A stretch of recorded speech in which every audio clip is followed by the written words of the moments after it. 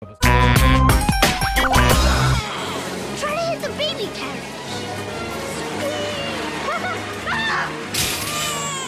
100 points.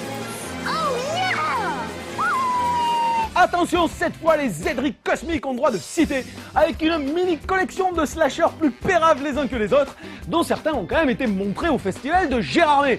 Je parle bien sûr de ces trucs pas possibles que sont The Choke, au service de Satan, ou encore Swarmed, qui prouve qu'avec 2,50 balles on peut faire absolument porte nawak et quand même sortir en DVD.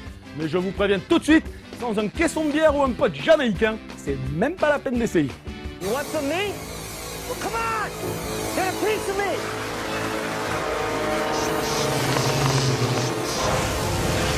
On commence tout de suite avec les deux nanars les plus honteux de cette collection.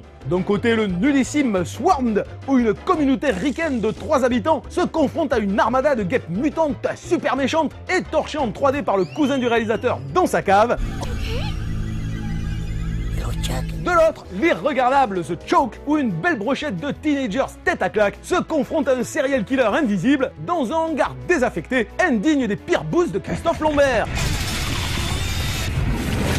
Si le premier a au moins le mérite de coller stricto sensu au code du genre, sans toutefois leur donner la moindre épaisseur, le second est en revanche un beau foutage de gueule absolument indéfendable, même par les deux pervers du fond qui aiment voir déambuler des ados attardés dans des couloirs vides pendant 2 heures. Et le manque de moyens n'est évidemment pas seul responsable de la cata. A contrario d'une production Lloyd Kaufman, fauchée mais enthousiaste, Swarmed et The Choke témoignent de l'indifférence limite mystique de leurs instigateurs qui te réalisent ça en un quart d'heure le week-end et le vendent en 2 temps de 3 mouvements dans un quelconque marché du film. Frôlant le néant intégral à tous les niveaux, ces deux trucs prouvent au moins une chose, même une série Z façon trauma nécessite un minimum de passion et un minimum d'effort. Ici, franchement, c'est difficile de tomber plus bas.